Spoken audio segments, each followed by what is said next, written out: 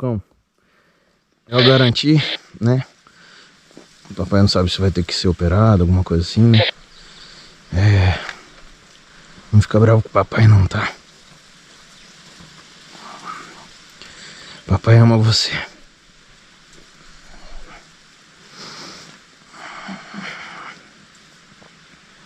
Cuida da mamãe.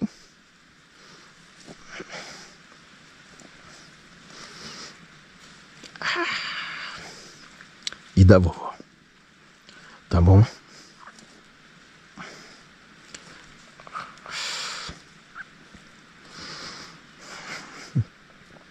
Não fica chateado com o papai não, tá bom?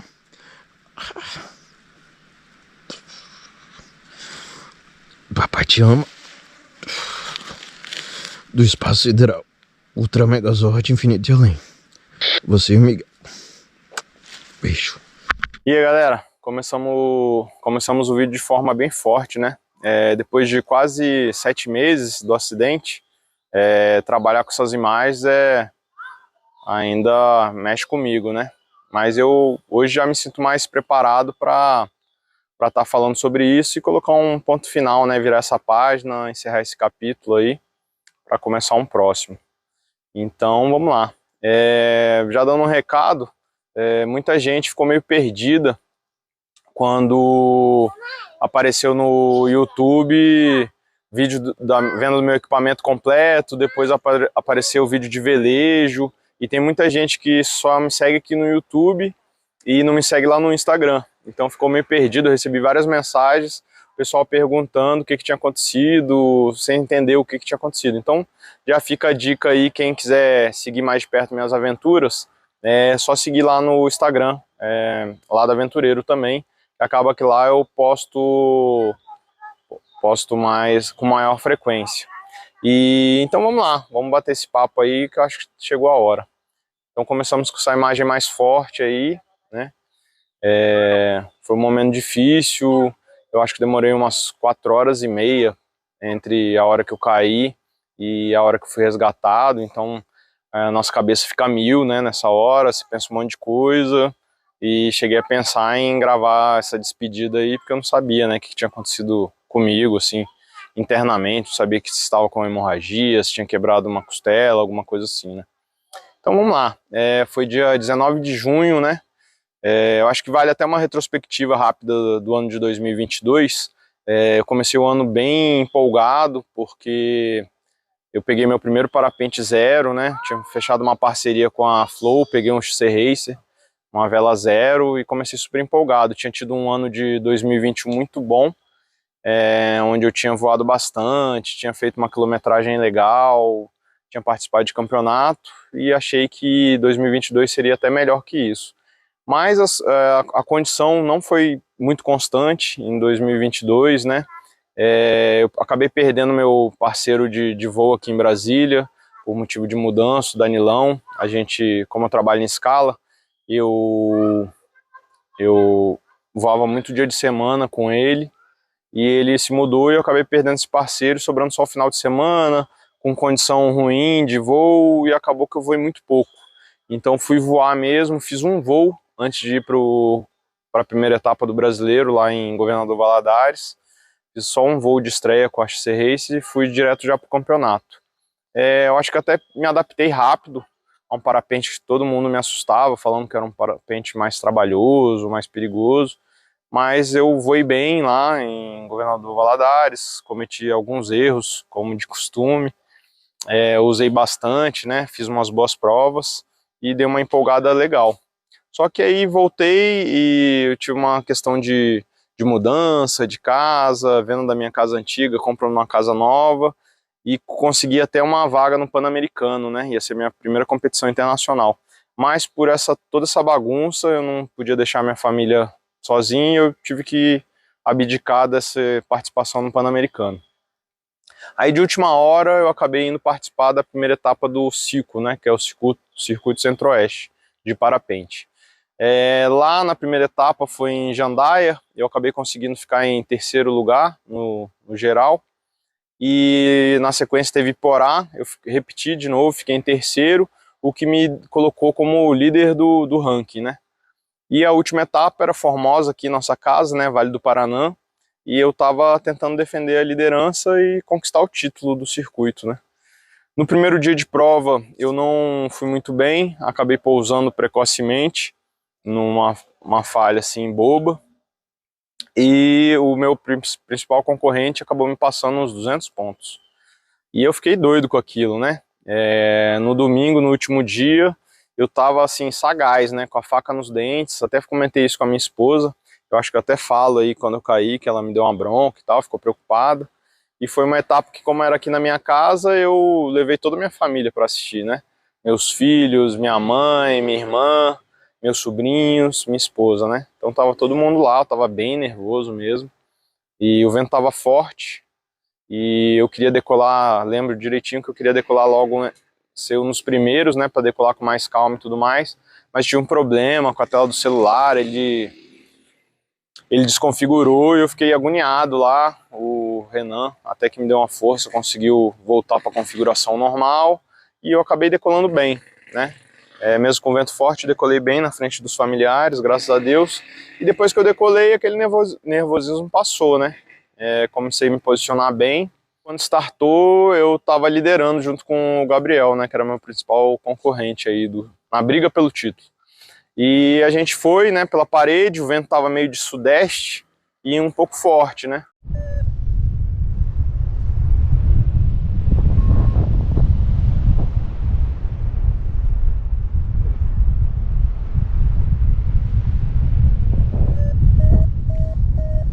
Bora, Claudinho! Ihu!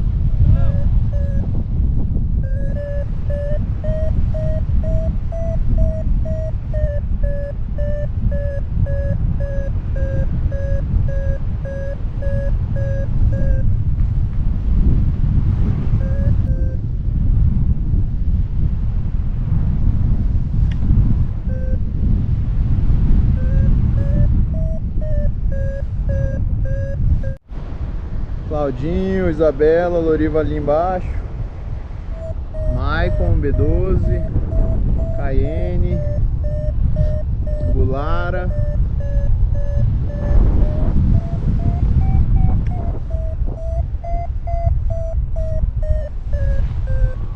bora Bulara! Ihu!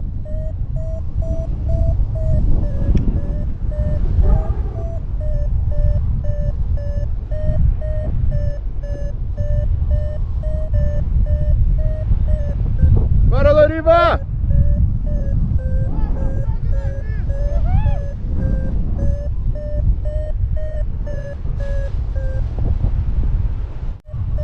Ihu!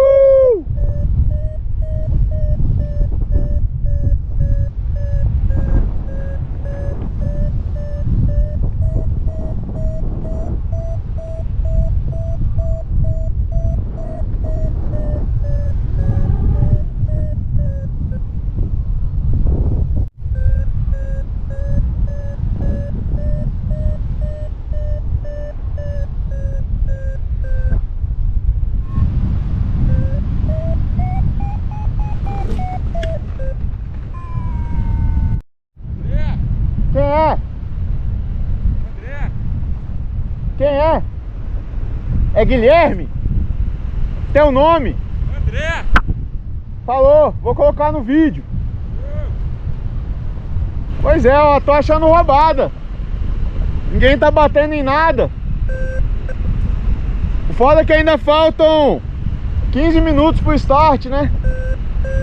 A galera achou alguma coisa ali atrás.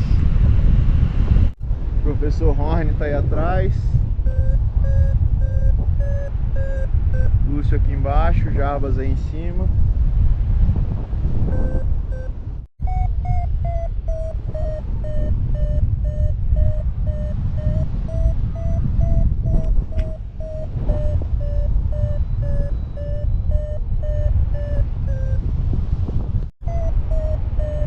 Bora, Xavier!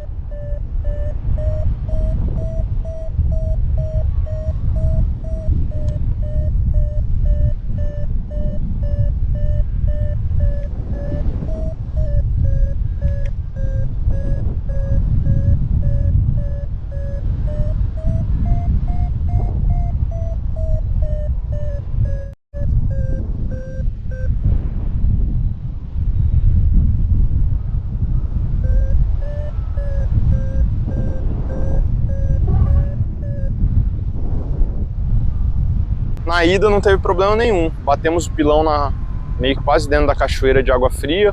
Fica uns 15, 16 quilômetros da rampa, né?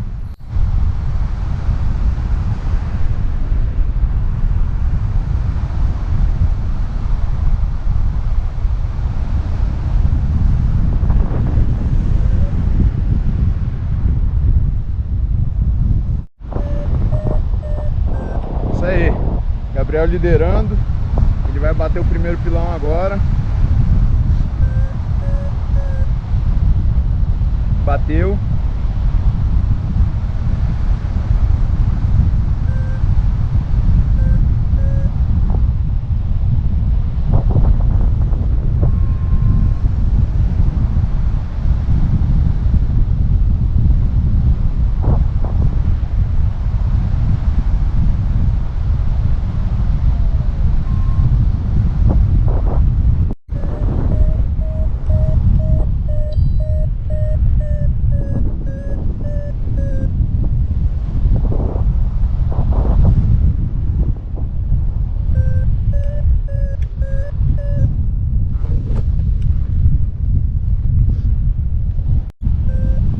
Galera vindo pro primeiro pilão.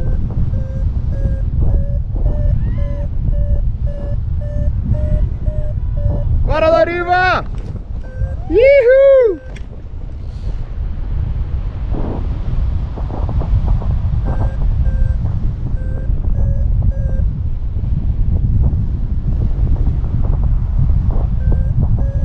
Voltou, tava marcando o Gabriel, ele deu uma escapadinha. Eu resolvi ficar um pouco para ganhar um pouco mais de altura, justamente porque eu tava percebendo que tava um pouco turbulento ali a parede. Mas, cara, campeonato não tem jeito, né? Quando eu vi que a galera que tava vindo atrás começou a me alcançar, eu tirei, saí da onde que eu tava ganhando e tirei. E aí numa dessa, cara, a parede é cheia de dentes ali no Paraná, e eu tomei uma assimétrica bem forte, assim, do lado direito, né? Primeiro pelotão passando aí, ó.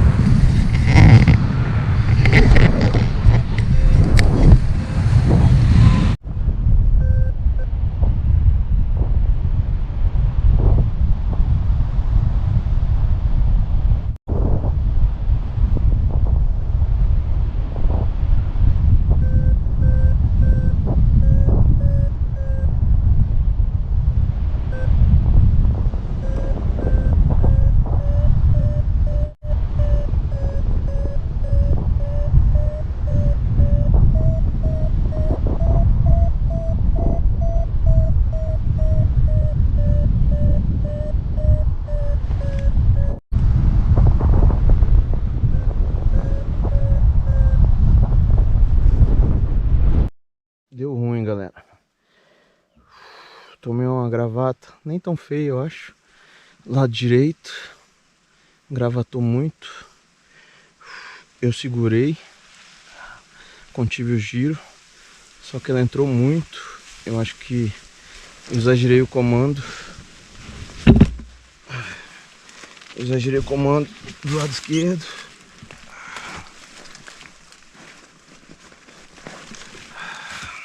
Ai, tá doendo. Eu exagerei o comando do lado esquerdo. E eu tava preocupado que tava vindo muito perto da parede. Ainda tive essa conversa com a Marcinha hoje. Trocamos mensagem. Eu postei um vídeo colado na parede da prova de ontem. Só que não tinha nada de vento, né? Ontem. Hoje tava um ventinho constante de uns 15, às vezes marcando 22. Eu vim acelerado acompanhando o Bulara. E fui no primeiro pilão de boa. E aí na volta, ai, tá doendo. Na volta do segundo, aconteceu essa parada. Eu fiquei preocupado de entrar em flyback e me chocar, né, com a parede. É uma parede de falésia de 90 graus. Fiquei preocupado de entrar na falésia.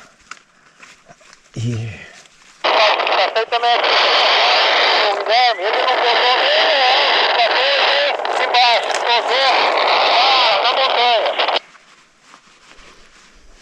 Você tá na encosta.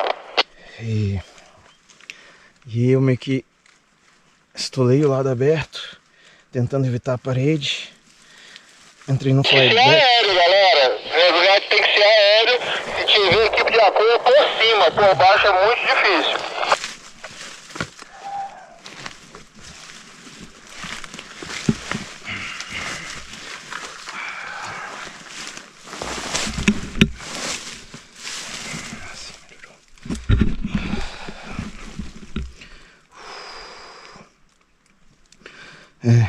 Assim melhorou. Acho que a coluna ficou mais alinhada. Espero não ter quebrado nada muito feio. Na hora que eu choquei no chão, chegou muito forte. Não consegui fazer rolamento nenhum. E deu um chocão na coluna. Deu um chocão forte na coluna. Aí, na hora assim, não senti um pouco as pernas. E por enquanto tá mexendo. Mas eu vou tentar mexer o menos possível pra ver se não piora a situação, né? Já acionei o SOS do spot. Espero que funcione. É impossível sair daqui. Não consigo caminhar. Vou ter que aguardar o resgate aéreo aí. Já de sangue quente, né? Fica a lição. Ontem eu não fiz uma prova muito boa. O Gabriel, que era um dos meus concorrentes aí pelo título, ele fez uma pontuação bem alta. E hoje minha mulher ainda torceu o nariz quando eu falei que eu ia ser mais ousado, né? Tava tudo dando certo, mas tem hora que a casa cai, né? E a casa cair perto da parede assim não é legal. SOS tem um piloto na montanha. O piloto de vela azul caiu na montanha.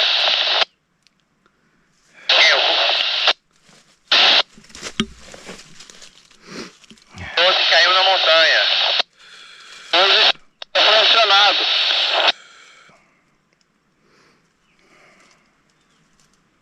É isso aí.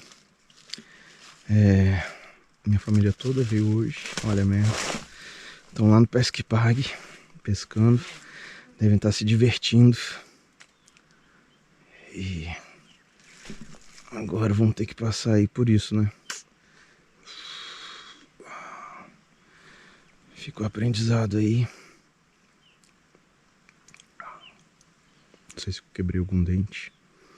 Nossa, a pancada foi muito A forte. comissão de prova está em cima do Guilherme, está na encosta da montanha e só com resgate aéreo, ok? Ele nem se tivesse bom, ele ia conseguir ver ali, na rocha, beleza? Galera tentando ajudar aí. Espero que o helicóptero esteja em condições em que eu possa ser resgatado logo, pra ver se machucou alguma coisa. É isso aí. Valeu. Aí, Gugu, gratidão aí. Acabei tendo que testar o reserva e ele abriu direitinho, graças a Deus. Valeu, hein, meu amigo. Bem ao lado da parede. Quando eu tomei essa assimétrica, né, eu, assim, consegui controlar o giro, né, não deixei a vela girar, e foi uma assimétrica bem estranha, assim, eu nunca tinha tido essa sensação, que parece que os tirantes despencaram no meu colo, né, ela não parecia ser muito grande, mas eu lembro dessa sensação de ver os tirantes meio que soltos, assim, no meu colo, assim, né, e aí foi, eu acho que depois desses quase 7 meses, o maior erro que eu cometi, eu acredito, pensando bastante no que aconteceu, foi um erro meio que de situacional, né? Eu só pensei no campeonato, né? Tava vendo o pessoal logo ali perto de mim e quis resolver sanar essa pane ali onde eu estava, né, do lado da parede. Eu acho que foi o maior erro que eu cometi, porque ali era para eu ter abandonado a prova, ter saído de perto da parede, eu ia ganhar mais altura, né, porque o vale vai abaixando, e não teria parede por perto de mim, que era o principal perigo ali de eu me chocar com a parede. Mas eu, muito focado ali, querendo continuar a prova, eu quis resolver ali a pane do lado da parede. Eu estava segurando muito o lado esquerdo, né, para ela não entrar em giro, e quando eu pensei em fazer a derrapagem, que eu comandei o lado fechado, ela, como eu estava segurando demais, ela já entrou no flyback. E aí, graças a Deus, entrou no flyback, se afastando da parede. E quando entrou no flyback, eu vi o flyback configurado. O Tito, depois do acidente, até me ligou falando que também viu de cima o flyback configurado e falou, pô, ele entrou no flyback, na hora que ele liberar esse flyback, ele vai sair bem e vai entrar em voo. E aí o que aconteceu? Não aconteceu isso. Eu vi o flyback configurado, quando eu liberei, né, a saída do flyback sempre com muita energia, ainda tinha sobrado uma pontinha pequenininha do lado direito. Então na hora que eu liberei, que ela foi com a energia avançar, ela já avançou me jogando e entrando num curvão. E aí, cara, eu acho que eu tenho até o arquivo aí, eu fiz uma animaçãozinha, acho que demorei uns 20 segundos para ver que não tinha mais solução, porque aí o G ficou muito forte e eu comecei a ver a parede passando bem rápido e decidi lançar o reserva. Quando eu lancei o reserva, eu lembro direitinho de vê-lo esticando, né, para abrir, e aí logo em seguida eu vi o parapente vindo no meu horizonte. Eu falei, pô, tá aberto, só que twistado, né, eu não consegui levantar a cabeça. Quando destwistou, que eu ia olhar para ver o paraquedas reserva aberto, eu dei uma olhada de rabo de olho e assim o chão já estava chegando. E aí, pelo arquivo, aí, eu acho que deram mais ou menos uns 8 segundos entre a abertura do reserva e onde eu toco o chão. E aí eu até achei que, na verdade, tinha me machucado porque tinha chegado muito forte no chão. Mas olhando o arquivo, pelo menos pelo arquivo, eu cheguei com 4 metros por segundo. É até abaixo da velocidade que o fabricante fala, né, que você chega no chão com ele. E aí o que acontece? Analisando tudo, na minha memória eu tinha firmado o pé e para esperar o impacto. Mas eu acho que eu fiquei, né, martelando isso muito na cabeça e tudo mais. E eu acho que quando eu vi o chão chegando, na hora que eu ia tocar o chão, eu amarelei e aí tirei o pé. E aí eu acho que foi aí que eu meio que caí de bunda, né? E aí, na hora que eu caí, eu senti um choque bem forte, assim, percorrendo assim a coluna até o pescoço e voltando, né? E aí eu achei que o pior tinha acontecido, né? Porque desde que eu comecei a voar de parapente, o maior medo realmente é ficar paraplégico, alguma coisa assim, porque as lesões de coluna são frequentes, né? Porque você acaba caindo sentado muitas das vezes. Mas aí passou aquela dor assim mais intensa e eu consegui mexer as pontas dos dedos do pé, que me trouxe um certo alívio. E aí começou toda a novela, né, do resgate.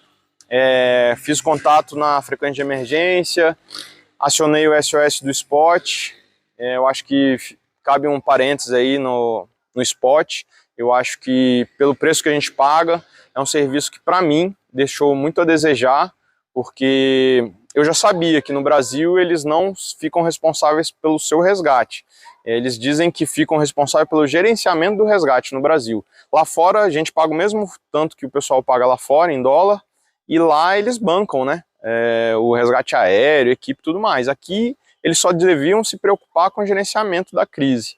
E para mim não foi o que eles fizeram. Eu tive uma troca de mensagens com o responsável do Spot e eles realmente entraram em contato com o meu contato de emergência e só. Mas aí depois nem quiseram saber se eu tinha sido resgatado ou não, porque a mensagem que eles mandaram é que eles tentaram falar com os bombeiros e não conseguiram. E aí, pô, que gerenciamento é esse? Né? Você paga R$1.000 e poucos para eles tentarem fazer uma ligação pro bombeiro, não conseguir e pronto, lascou. Aí eles, por sorte, conseguiram falar com o meu contato de emergência, que é piloto do Batalhão de Aviação Operacional da Polícia, e que mandou minha localização pro helicóptero. Beleza, fechado esse parêntese, aí teve a novela do resgate, porque realmente demorou pra caramba, né? E quando você tá com dor, né, o tempo demora muito mais a passar.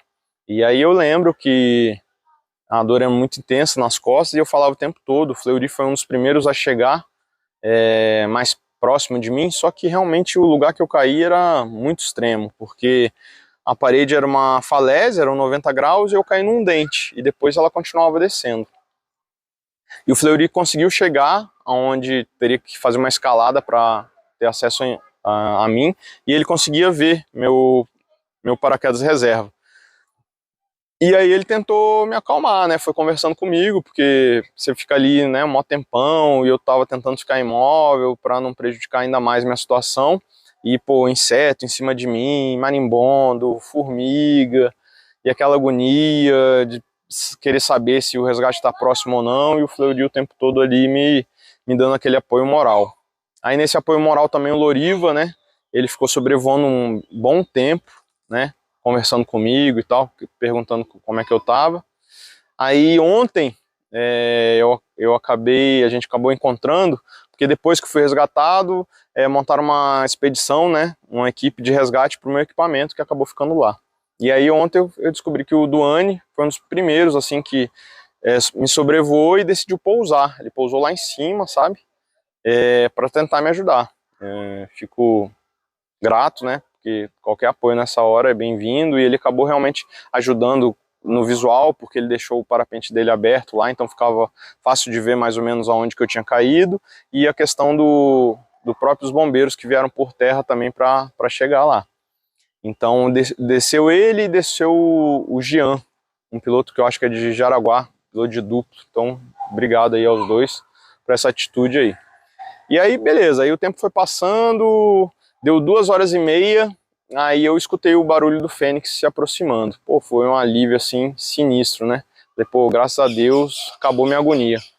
Só que realmente o lugar era extremo. O capitão Guilherme, capitã Clarissa, né?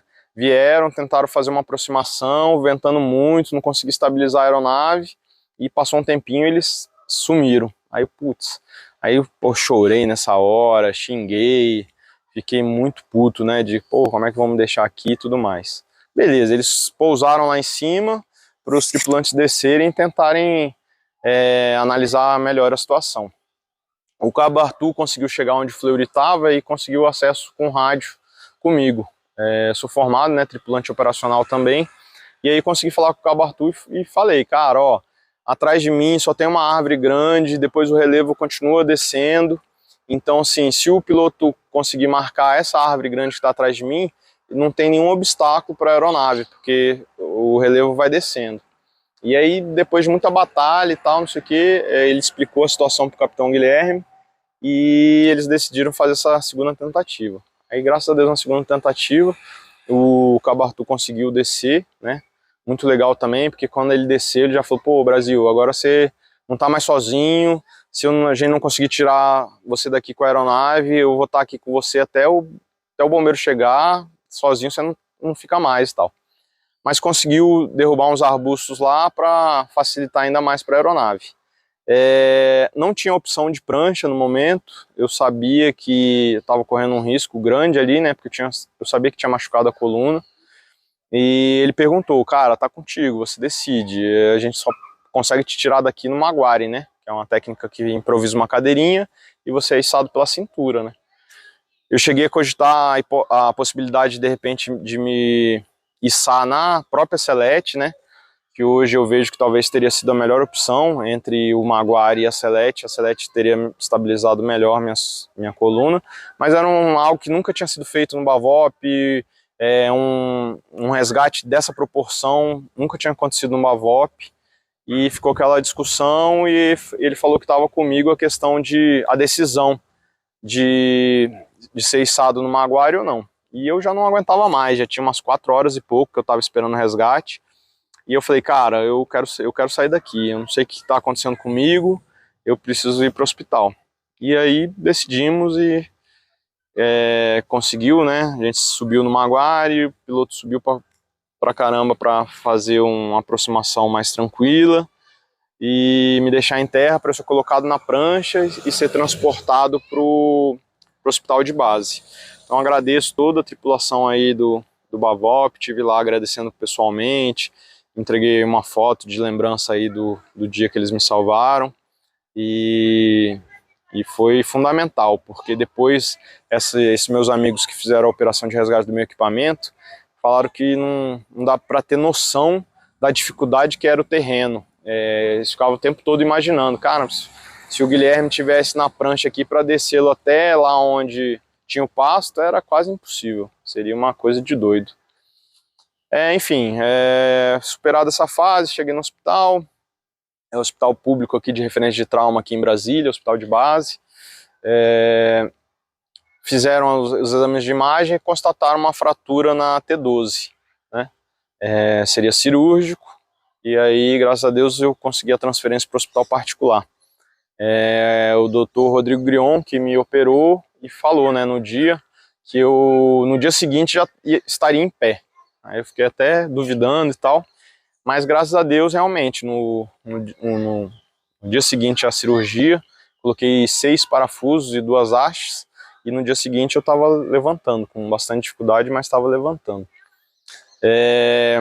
Aí entra a questão do aprendizado, assim, do acidente em si, né?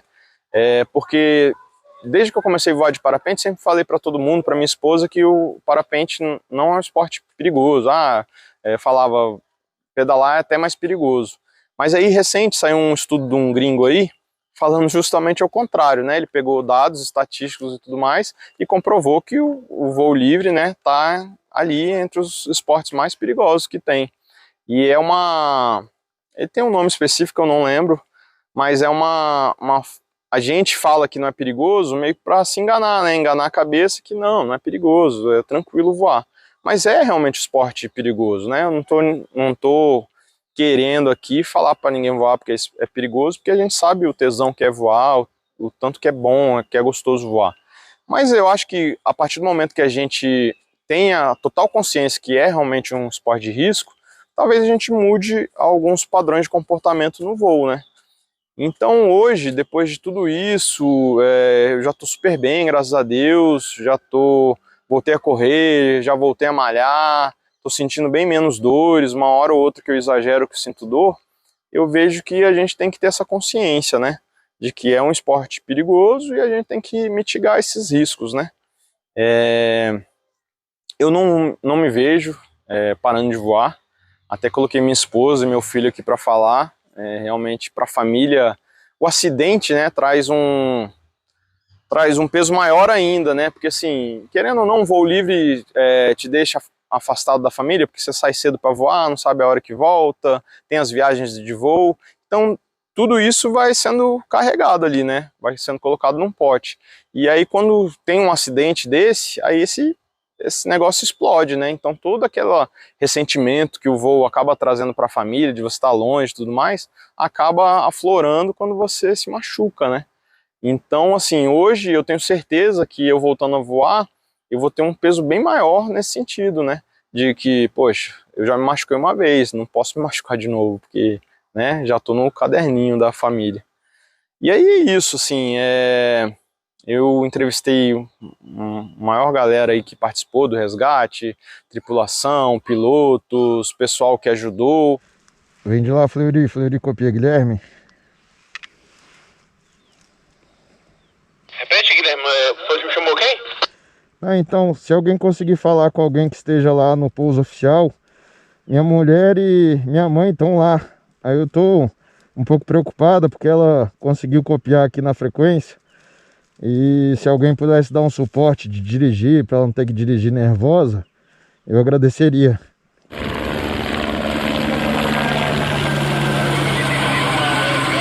ser muito legal essa história.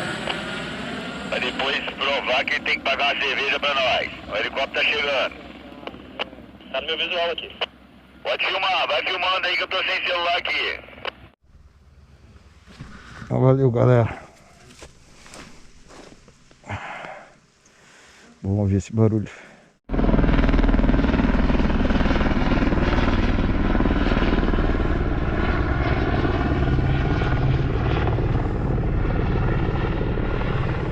Estou aqui com a capitã Clarissa, ela era copilota, né? Copilota no dia. No dia do meu resgate. Então, primeiramente, capitã, gratidão. Que isso. Eu acho que para sair daquele buraco lá, só com a aeronave mesmo. O sol também estava atrapalhando muito a visão, né, do piloto ali na hora. Então, por isso que a gente fez várias passadas para poder ver qual que seria a melhor maneira de posicionar a aeronave e poder te resgatar, né, com vida. Foi uma decisão bem delicada, né, a ser tomada, porque a gente viu que não tinha outras aeronaves no dia também, aeronaves específicas para o resgate, né. Só que foi uma decisão tomada e, graças a Deus, deu tudo certo. Tu lembra do dia? Qual foi a dificuldade? Diz aí. Não, do dia a gente lembra como se fosse ontem, né? Acho que era meu segundo ou terceiro serviço. E já surgiu essa missão real de resgate. Conseguiu ver de longe a vela, né? E tentamos fazer a aproximação e seguir conforme treinamento. Só que 2 grandes problemas surgiram, que foram o seguinte. O primeiro era as questões meteorológicas questão de vento. A aeronave, para ela ficar estabilizada, ela depende de um vento pelo menos constante, ou de preferência sem vento. E lá, assim que eu cheguei, a gente percebeu que o vento estava batendo vento de tudo quanto é canto. Acho que o vento batia pela encosta e lá, por algum motivo, hora estava de frente, outra estava lateralizado. Então a aeronave ela estava numa situação que ficaria difícil o resgate, que eu teria que ficar parado no ar, e a corda tinha que ficar o mais estável possível, porque a gente não podia fazer o deslocamento nem para a esquerda, nem para a direita, para nenhum dos lados, porque ela poderia prender e no resgate também iria dificultar. A única posição que a gente conseguiu encontrar foi justamente contra o sol. Era por volta de 4, 5 horas da tarde, o sol estava forte aqui na frente. E o paredão estava muito próximo, o local do resgate, muito próximo ao paredão. Então, a gente não, como o sol estava de frente, eu não conseguia ter aquela noção de profundidade, de distância do paredão. E chegou um momento que eu percebi que já estava um risco elevado para todos ali naquela situação. Tanto para a vítima, quanto para a tripulação da aeronave.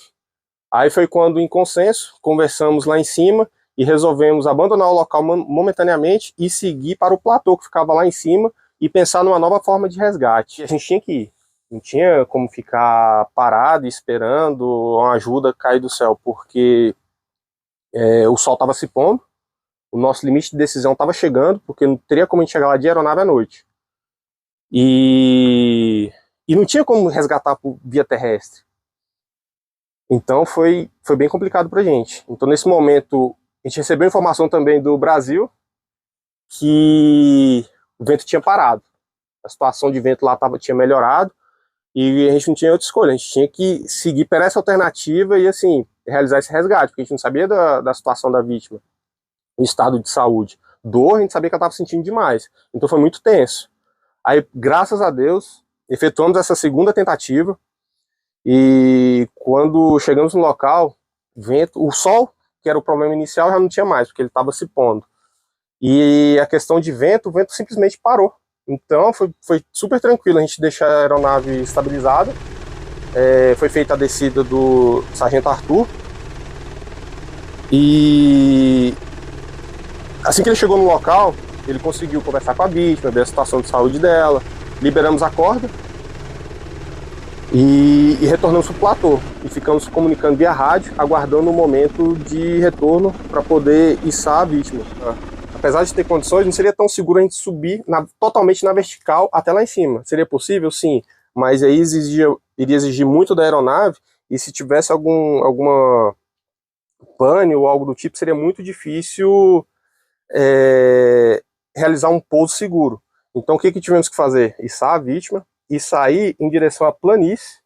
Isso aí era alto pra caramba, eu nem lembro se a vítima chegou a observar, ver a altura que estava, né? Eu sei que o tripulante viu que estava bem alto, e assim, coisa de 1 km de altura, é muita coisa, mas nós fomos devagar, subindo aos poucos, subindo, e finalmente conseguimos chegar no platô. Conseguimos colocar a vítima de forma bem suave no solo, e lá ela conseguiu receber o segundo atendimento, né, com a equipe de bombeiros do Goiás. Ela foi mobilizada, colocada na vítima, ou na maca, e de lá seguimos para o hospital de base. Aí pousamos, viu que recebeu o atendimento, e graças a Deus tá aí o Brasil firme e forte aí conosco e é uma felicidade muito grande ter participado ter contribuído, né, para que ele pudesse ser atendido e hoje tá aí firme e forte conosco novamente. Gratidão, comando. Valeu, Brasil. Muito bom. Tripulante, copia, Guilherme. Positivo, Guilherme. Já tô chegando, irmão. Tô escutando. Fala, Arthur. Primeiro, cara, gratidão por aquele dia, né? Acho que é um dia que a gente nunca vai esquecer, na verdade, né? E aí eu peguei o material pra editar e já me chamou a atenção porque eu lembrei na hora que quando você desembarcou, quando eu te vi que você chegou em mim, a primeira coisa que eu lembrei foi você falando, cara, agora você não tá mais sozinho. Então se não der pra gente tirar daqui, eu fico aqui com você até os bombeiros chegar. Contato com você. Então a preocupação nossa era não deixar você ficar ali, pernoitar ali sozinho, né? Então, se já era difícil a situação, lesionado como você estava, imagine você ter que passar ali a noite todinha, no frio, com bicho, então, pelo menos se tivesse alguém ali do seu lado para estar te passando força, passando confiança. E foi sensacional, assim, né? Tem até uma parte aí do vídeo, né? Que, pô, tava sentindo muita dor, né? Depois que a gente já tava no Maguari e você me consola ali, ficou até uma foto legal pra caramba. O cabo que eles estavam utilizando lá não chegava nem um terço da altura necessária ali pra gente poder acessar o local onde você estava caído. Então, assim, via terrestre por cima da chapada lá não tinha condições. Não tinha outra saída, não tinha outra forma de tirar você dali que não fosse com a aeronave. Guilherme, o tripulante já tá aqui comigo, ok? Positivo, Guilherme. Eu vi. Tô aqui em cima. Eu só preciso saber do Guilherme se vai ficar algum material no local. Se ficar, eu posso pegar. Vai sim, cara. Não vai ter como recolher não na aeronave. Tá ok, tô subindo. Gratidão, cara. Tava com medo deles não conseguirem resgatar o Guilherme, porque a cada passo que eu dava ali para subir, eu via que a dificuldade seria muito grande para descer com ele, né? Mas o pior ainda estava por vir, né? Foi quando a abordagem para chegar no Guilherme final ali foi foda, porque tinha muito mato, né? Então eu fui subindo, ali passou quase uma hora eu conversando com o Guilherme, né? E quando eu tava quase chegando assim, eu abordei uma montanha pelas costas, assim, onde estava o Guilherme, né? Por trás. Tive que descer e subir, né? Foi até engraçado, porque eu tava subindo a montanha, daqui a pouco eu tava descendo ela e depois subindo de novo. Quando eu tava quase chegando no Guilherme, né? Eu falei, cheguei. Quando eu subi a montanha ainda tinha um paredão pra eu poder passar, cara. Tava muito difícil de passar. E aí eu escolhi, ou eu dava a volta, né? Voltava por onde eu tinha feito a subida dessa montanha. Ia demorar mais ali uns 20 minutos, meia hora, ou eu tentava segurar ali nas galhas ali das árvores, né, das raízes, para poder pegar meio que tipo escalando ali o paredão até chegar numa parte mais tranquila de subir. E nessa última abordagem eu já tava do lado, assim, praticamente assim, do lado do Guilherme, tava conseguindo assoviar, ele tava me ouvindo, e o Guilherme conseguiu ser removido ali, por são e salvo, graças a Deus. Boa sorte, Guilherme. E eu fiquei pensando, cara, se o Guilherme não fosse resgatado pela equipe aérea, o resgate teria que ser, né, por terra, né, com a equipe de terra, e assim, só Deus sabe como seria esse resgate, porque o local era de muito difícil acesso mesmo. Eu falei, já que eu tô aqui, então eu vou resgatar o equipamento do Guilherme. Eu sei que é um equipamento de alto custo. Consegui fazer essa abordagem, né, e chegar até onde estava o parapente do Guilherme, que foi muito difícil. Essa última parte foi muito difícil, cheguei muito exausto mesmo. Não levei nada, eu só levei um rádio com a bateria carregada e o meu celular também que estava com a bateria carregada. Foi isso que eu levei. E todo o meu respeito aí pela equipe do Águia, né, da PM. Olha isso. Depois eu achei que eram os bombeiros, né? Depois eu fiquei sabendo que era a equipe da PM, vibrei com os caras da PM mesmo. Muito bom. Resgatei o material, fechei a selete, fechei o equipamento do Guilherme, né? Cara, quando eu fui colocar o equipamento do Guilherme, cara, muito, muito pesado, cara, muito pesado nas minhas costas, bicho. Isso já era assim umas 6h30, quase 7 horas da noite, anoitecendo, cara. Eu peguei o equipamento do Guilherme e comecei a descida, cara. Eu comecei a ver que era impossível descer com o equipamento do Guilherme, mas assim, já tava muito fraco. Isso já era umas 8 horas da noite, né? Então foi quando eu decidi locar um ponto, né, aonde eu tava, né, e deixar o equipamento do Guilherme ali fechadinho. E assim, cara, acabou que no final eu cheguei na equipe lá de resgate, fui o primeiro a chegar, o pessoal ainda tava descendo ainda, pra vocês verem como é que foi difícil, né? Quando eu cheguei, eram umas 9 e pouca, 9h30, aí os caras ainda da equipe de bombeiros, o Loriva e o Marco Antônio, ainda não tinham chegado, cara. Então pra vocês terem uma ideia, eles só subiram até metade. Foi muito louco esse dia, assim, eu guardo como uma experiência importante, né? Essa solidariedade, né, que toda a equipe teve, não só a nossa, né, dos pilotos, mas a da equipe toda a equipe que foi por terra, né, dos bombeiros, e principalmente a equipe do Águia, né, a equipe de socorro aéreo ali, que foi determinante ali, né. Que bom que o Guilherme já tá bem aí, né, reforço isso, Guilherme, mais uma vez. Ainda bem que você foi resgatado, cara, pela equipe aérea, porque se fosse pela equipe de terra ia ser muito, muito complicado. Muito mesmo, cara. Muito mesmo. Mas é só essa ideia, cara. Eu só quero chegar no hospital, velho. O parapente é o de menos. Ai.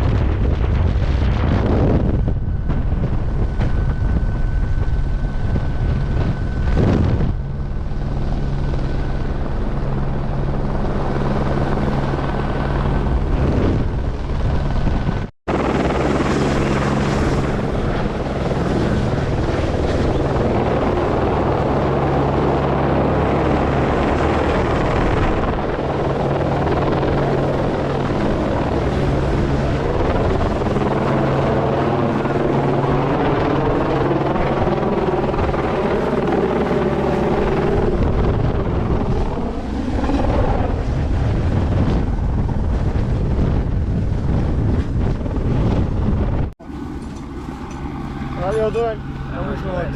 Tamo junto.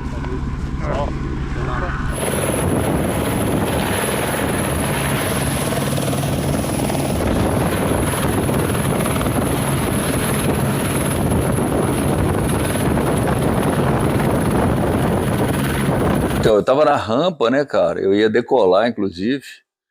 E eu tava ajudando primeiro a galera a decolar lá no campeonato, tava ajudando o campeonatozinho goiano, né? E Centro-Oeste.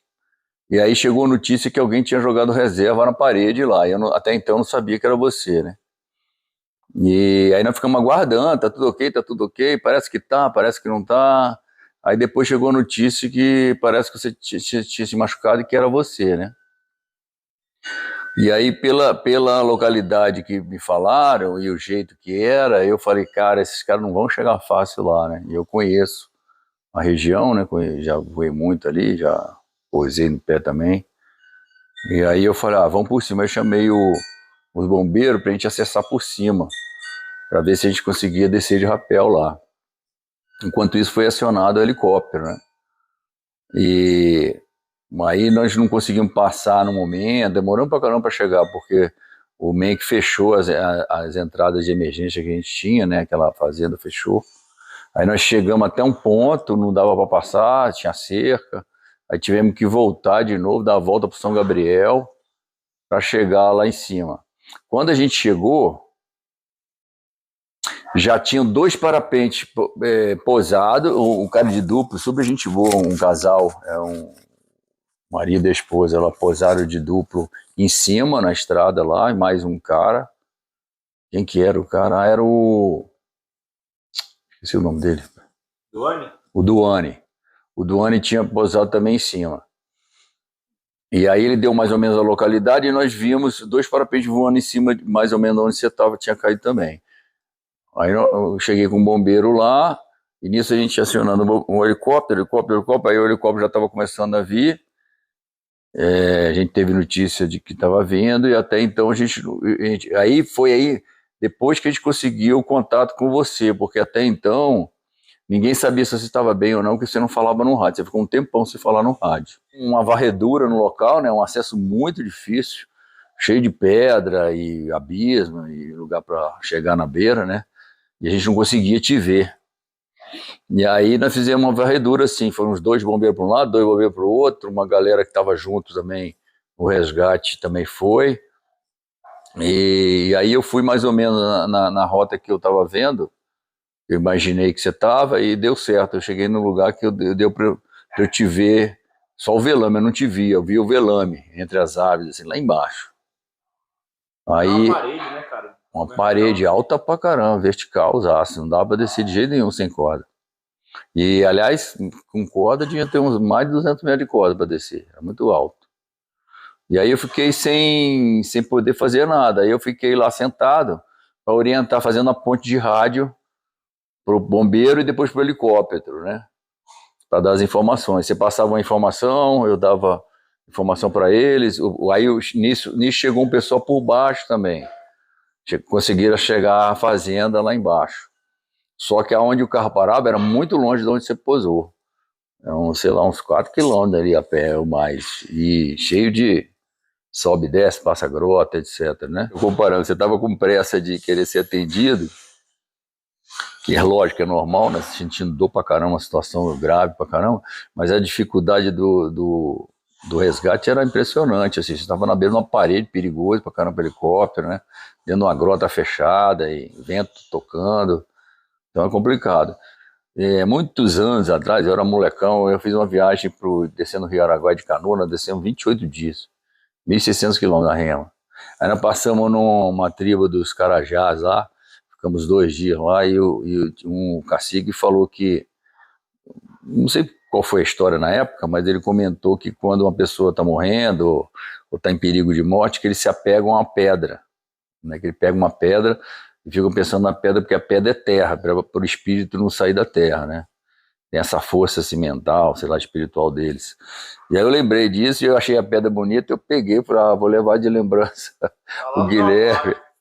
Vou levar de lembrança pro Guilherme, que essa pedra vai fixar o cara aqui. Eu me esqueço dessa imagem de você decolando lá de cima, pendurado numa cordinha, rapaz, o helicóptero indo para além, assim, subindo. O Rafael conseguiu chegar onde você pousou, onde você tinha acontecido o acidente. E aí ele mais ou menos organizou tudo, guardou o teu equipamento, né? Mas já era noitinha, ele não achou o capacete, nem mais o que era, mas tinha mais alguma coisa que não achou. A lanterna, sei lá, perdeu algumas coisinhas lá. Mas aí ele pegou o principal e guardou num lugar que foi pior do que se ele tivesse deixado no local. Aí juntamos todo mundo, quem estava por baixo que viu a localização, e eu estava por cima, e juntamos quem sabia andar no mato e nós fomos fazer essa... Há controvérsias, né? Teve uns perdidos aí, né? Os caras que sabiam andar. Eles sabiam andar tanto no mato que foram pro lado errado, mas tudo bem, faz parte. Aí foi uma aventura do caramba, cara. Nós saímos 5 horas da manhã daqui, escuro até. Nós chegamos, se não me engano, nós saímos daqui umas 5, até a gente estar lá no lugar, acho que nós chegamos umas 8 horas mais ou menos, para começar a caminhada. Lá em Formosa, depois de Formosa, né, dentro do buraco. E nós saímos de lá à noite já. Nós saímos às 6, 8 horas da noite. Foram quase 12 horas de resgate, cara. Irmão, tomou no... Não sei se eu rio, se eu choro. Você tá doido, filho? Já tô mal aqui já. Desde as 9 horas andando. E agora nada. Moleque, eu tô no meio do cu. Tô no meio do nada, velho. Meio do nada. Nós dividimos a equipe. O Duano e mais um foram, um amigo dele, eu acho que era Rafael também, o Gabriel, sei lá. Foram por baixo para procurar o equipamento que o PQD tinha falado que deixou num capim gordura. De capim gordura. O problema é que tinha 30 moedas de capim gordura. E o problema é que depois de muitas horas que o Dani foi falar que não sabia que... Não, e eu falei, rapaz, no capim gordura, só olhar os capim gordura e tal. Aí ele, tá bom, ia. Tá bom, ia. Eu falei, rapaz, aí depois de muito tempo eu falei, rapaz, ô Doni, você sabe o que é capim gordura? Ele falou, não. Eu falei, porra. Isso no rádio. Eu sei que na última cartada ele já estava querendo ir embora, ele por um acaso achou o equipamento, mas estava totalmente fora de rota, assim, do que a gente estava imaginando. Porque ele marcou com GPS a localização, mas existe um erro, né? E um erro de 10, 30 metros dentro de uma mata é muita coisa, você não acha mesmo, cara. Ei, Guilherme. Tu não é meu amigo não, velho. Tu é meu inimigo. Moleque. 5h42 da tarde. A gente começou a trilha 9 horas da manhã. Irmão, tá osso. Falta muito. E tá escurecendo. O Otávio também tá. Então era eu, Luiz Otávio e Lorival fomos para tentar achar o cabo. Aí o Duane mais o outro amigo, que eu não me lembro o nome dele, eu acho que era Gabriel, sei lá, esse rapaz é um rapaz novo que eu não conhecia, foi por baixo. E o Gugu ficou por cima, orientando, em cima do morro, orientando todo mundo no visual. O programa chama o capacete. Que pessoal, aqui onde que o Guilherme aterrou aqui, já achei a lanterna de cabeça dele. Foi nessa área aqui. O Leurito tá naquele morro ali. Osso chegar aqui, viu? Osso. E vou dar uma procurada aqui no capacete, mas o Fleury vai dar uma olhada na corda. Isso aí. E aí eu fui no lugar que eu mais ou menos visualizei um amassado, fui lá andando dentro da mata lá, dentro da grota lá, e eu consegui achar o cabo. O cabo estava todo encolhido, igual uma cobra, assim, cara, em cima de uma galha amassado, mas não chegava ao chão. Por isso que a gente chegava pro chão, não achava, e por cima você não via nada. Ele tinha caído e ficado meio assim, junto com a bolsa, com tudo. Aí foi maior show, né, cara, ter achado a corda, que eu tava feliz da vida de ter achado a corda da rapaziada lá, que é um equipamento de trabalho importantíssimo, né, cara. Volta, meu irmão, foi pior do que a ida, porque aí nós resolvemos seguir a trilha amassada do PQD à noite. Meu irmão, aí que você entende por que é PQD, meu. O cara saiu rasgando o espinho cerrado, grota, caindo em abismo, e nós fomos atrás desse negócio, saímos dentro de uma grota lá de água, cheia de cachoeira, cada cachoeira linda, cada poço lindo que tem ali que nós descobrimos. Fomos por dentro, pulando grota, andando dentro de cachoeira, entrando dentro de poço, até chegar no carro lá, né? Aí nisso nós cortamos o caminho, apesar de ser bem sinuoso, né, esse trajeto que a gente fez, nós cortamos o caminho, enquanto a galera vinha voltando, arrastando o equipamento por cima. Aí o que aconteceu? Escureceu, eles se perderam. Aí nós chegamos no carro, acendemos fogueira, fizemos uma linguiça frita lá, ficamos lá assando linguiça e nada da galera chegar. Aí o Lorival, por incrível que acabei, falou, rapaz, vou atrás deles que eles estão perdidos. Aí o Lorival ainda saiu atrás deles, para ver se encontrava eles lá no mato, lá para cima, e aí deu tudo certo, encontrou e veio, e aí orientou de novo a galera para acabar de chegar no carro.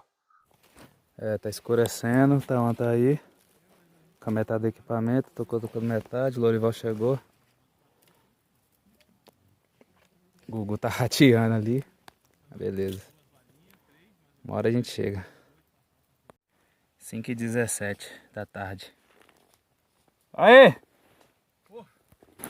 5h17 da tarde. O equipamento tá aqui. Tem água aí? Eu quero que você trouxe. Vamos aqui, ó. Ó, o Lorival. Trouxe água pra vocês. Mike, vai lá e pega o Gugu lá. Ele tá com água? Não sei se ele tá com água, não. Cara, a gente tem... Dá só um golinho dessa água aí, então. Há muito tempo, velho.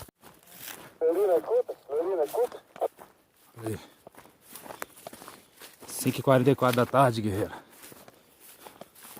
Alô, Bop. Já pode me contratar aí, viu?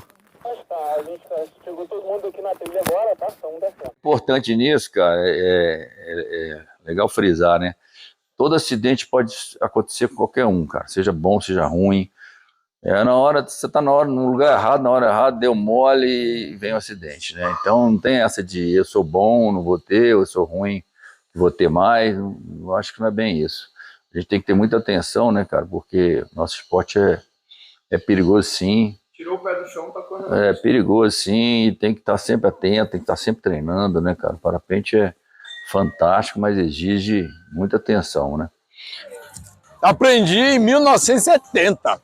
Aí fui dobrar uma tecnologia que o negócio deu certo. Mas saiu tudo no padrão. Ele confiou, manda a mão que funciona. Cara, eu acho que o que é importante na vida é a gente ter amizade. E na hora que eu vi você sumindo atrás de uma pedra lá e da montanha e caindo, eu fiquei muito preocupado. E quando eu cheguei lá e vi sua vela no chão, a única coisa que, assim, que podia fazer é estar perto de você. Então, assim, deu uma vontade imensa de estar ali e foi o que eu fiz. Eu fiquei lá voando para tentar ser um pouco solidário com a sua dor e seu momento que você estava passando lá. E assim, graças a Deus deu tudo bem, deu tudo certo e o bombeiro te resgatou. E assim, algum tempo depois aí foi uma galera maravilhosa, uma galera assim fenomenal, Fleury, Duane, Tauan, para resgatar o seu equipamento, que foi um prazer, eu ri muito nesse dia. 12 horas de aventura. Foi 11 horas de aventura, vários resgates nesse dia, entendeu? Mas assim, foi prazeroso, foi cansativo, não vou mentir, mas foi muito prazeroso poder ajudar um amigo de alguma maneira, entendeu? É isso que consiste a vida, a amizade e você poder fazer um pouco de diferença na vida de alguém. Quando eu cheguei no Lorival, foi conseguir visualizar o Guilherme lá na meiuca da montanha. E aí eu fiquei na dúvida se eu pousava embaixo, se eu pousava em cima. Eu fui fazer uma análise e eu vi que a situação do lugar era realmente de difícil acesso.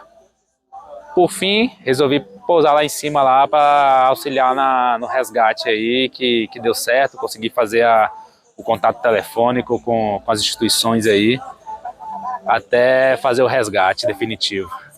O papai pode voltar a voar tranquilo? Não. Posso voltar a voar? Não. Porque não pode. Cada um motivo. Eu adoro voar, qual que é o motivo? Porque você quebrou as costas. Mas você acha que eu vou me quebrar de novo? É isso por isso que eu não posso voltar a voar? Não, é porque pode machucar. Mas e se o papai voltar a voar? Raiva. Foi horrível, né? Acho que o pior poderia ter acontecido. Eu achei, até porque como você demorou para responder no rádio, né, quando eu chamei, e da outra vez que aconteceu algo semelhante, que não tinha sido você, tinha sido seu colega, mas você tinha respondido muito rápido, então o tempo que eu demorei para saber, e ninguém sabia também, ninguém me respondia, então, sim, né? Você pensa que a pessoa não responde, é porque ou já foi, não tá ali, ou tá muito ruim, né? Você acha que vou voltar a voar? Nem sei também, tipo, ao mesmo tempo que eu não acho justo, assim, te impedir de uma coisa que você gosta, que você quer, mas ao mesmo tempo é difícil, porque não foi fácil. É perigoso, e por mais que fale, tudo é perigoso, sim, tudo é perigoso, a gente está exposto, mas você se expõe mais do que o normal, então eu acho que é difícil, porque quando você passa pela experiência, que você vê como que é, o que poderia ter acontecido, então é mais difícil ainda, então fica meio que a realidade muito perto. Bola pra frente, eu tô cheio de planos, eu e minha família, a gente está se mudando para a Alemanha agora em fevereiro. Eu fechei uma parceria com um representante da FI aqui do Brasil, Luiz. Ele vai me ceder um equipamento completo de Hike and Fly, porque já era uma ideia, né? O pessoal assustou quando eu vendi todo o meu equipamento, mas eu acabei só antecipando algo que eu já ia fazer para ir para a Alemanha, porque na Alemanha é caro, né? Você pagar um resgate e tudo mais. Então o Hike and Fly é bem consolidado lá, até mesmo por isso, né? Porque você sobe a rampa, ou de bondinho, ou a pé, pousa e caminha até pegar um transporte para voltar para casa. Então já tinha isso na cabeça. Tinha conversado também bastante com o Thomas Milk, que me orientou a descer um degrau de categoria, porque o voo nos Alpes é um voo bem técnico, é bem sacudido, então até pegar a manha ali, ele aconselhou que eu descesse um degrau, então já tinha isso tudo planejado. Então a venda do meu equipamento foi uma antecipação desses planos. Então fechei a parceria com o Luiz da FI, estou indo agora quarta-feira, dia 11, para Atibaia, para buscar o equipamento, um FI Allegro Light, né? Com uma selete da Sea Wings, eu acho que é isso, é assim que se fala. E um reserva da Baiuca e a mochila de Hike and Fly da Baiuca. Então tô fechando essas parcerias aí. Então vem muita coisa legal, muito voo com cenário fera pra caramba, que todo mundo sempre fica de boca aberta, né? Que é voar lá na Europa. E é isso, bola pra frente, vida que segue, vamos voar aí com mais cautela e vamos que vamos. Valeu. Uma vez eu joguei o paraquedas reserva também, uma pane que eu tive. Meu rádio era um PTTzinho de mão assim, e ele aquela sanfoninha, aquele fio arredondado, e ficou preso no galho lá em cima, cara. E eu fiquei de cabeça para baixo, a galera gritando, e eu também não conseguia falar de jeito.